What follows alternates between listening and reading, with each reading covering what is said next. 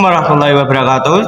Perkenalkan, nama saya Ika Tedia Widiatmoko, absen 22 dari kelas 10 TJKT 2. Di sini saya akan menjelaskan tentang bab 5, tentang meneladani peran ulama penyebaran ajaran Islam di Indonesia. 1. Masuknya agama Islam di Indonesia. Wilayah Nusantara sangat luas, posisinya geografisnya terletak di persimpangan jalur perdagangan antara India, Cina, dan Arabia. Maka sulit untuk memastikan wilayah mana yang pertama kali menerima ajaran Islam. Oleh karena itu, ada beberapa teori menerima ajaran Islam tentang masuknya agama Islam di Indonesia, sebagaimana diungkapkan oleh Ahmad Mansur Suryanegara. A. Teori Gujarat oleh Prof. Knox Truggrons. Menurut teori ini, Islam masuk ke Indonesia dari Gujarat. Truggrons berkeyakinan bahwa tidak mungkin Islam masuk ke Indonesia langsung, berasal dari Arabia tanpa melalui ajaran tasawuf yang berkembang di Gujarat, India. Wilayah kerajaan Samudra Pasai merupakan daerah pertama penerima ajaran agama Islam, yakni pada abad ke-13 Masehi. B. Teori Makkah oleh Prof. Buya Hamka. Buya Hamka menggunakan berita yang diangkat dari berita Cina dinasti Tang sebagai acuan teori ini. Menurutnya, Islam ke Nusantara pada abad ke-7 Masehi. C. Teori Persia oleh Prof. Hussein Jajadiningrat. Menurut teori ini, Islam masuk di Persia dan bermazhab Syiah. Pendapat ini didasarkan oleh pada sistem mengeja bacaan huruf Al-Quran, terutama di Jawa Barat yang menggunakan ajaran Persia. D. Teori Cina oleh Prof. Slamet Mulyana.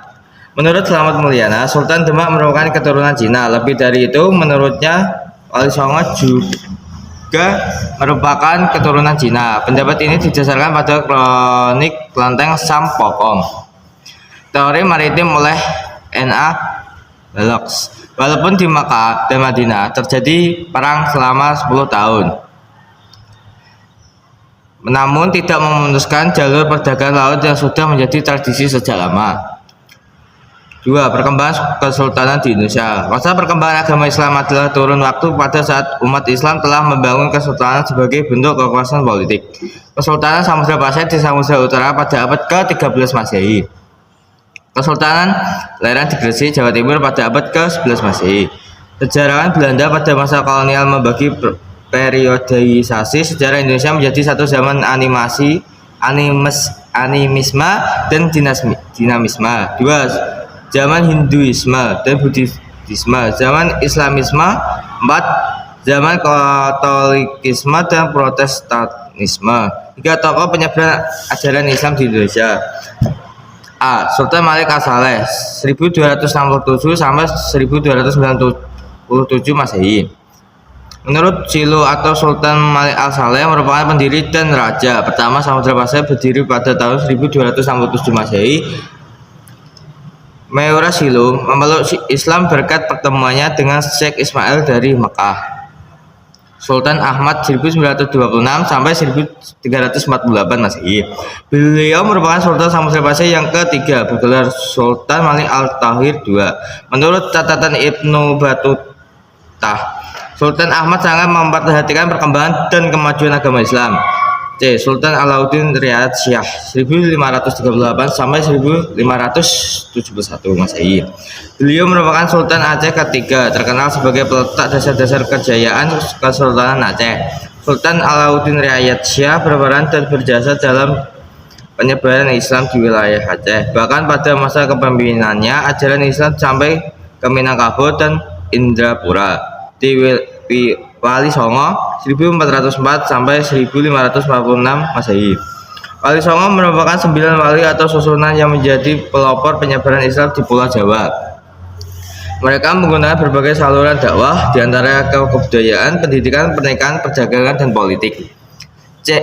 Sultan Alauddin. Sultan Alauddin dinobatkan sebagai Raja Goa pada usia 7 tahun. Beliau termasuk tokoh yang berjasa besar pada penyebaran Islam di Sulawesi Selatan. Penyebaran agama Islam pada masa pemerintahan Sultan Alauddin mencapai daerah Buton Elan, Dampu, Sumbawa.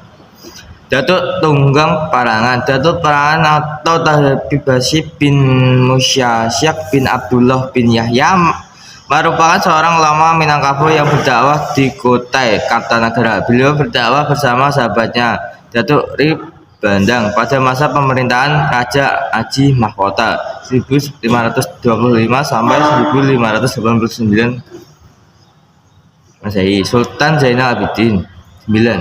Beliau mendapatkan pendidikan agama dari ayahnya dan elari seorang ulama bernama Datuk Maulana Husain. Salah satu peran penting Sultan Zainal Abidin dalam penyebaran Islam adalah mendirikan pesantren dengan pengajaran yang didatangkan langsung dari Jawa. Sekian dari saya. Wassalamualaikum warahmatullahi wabarakatuh.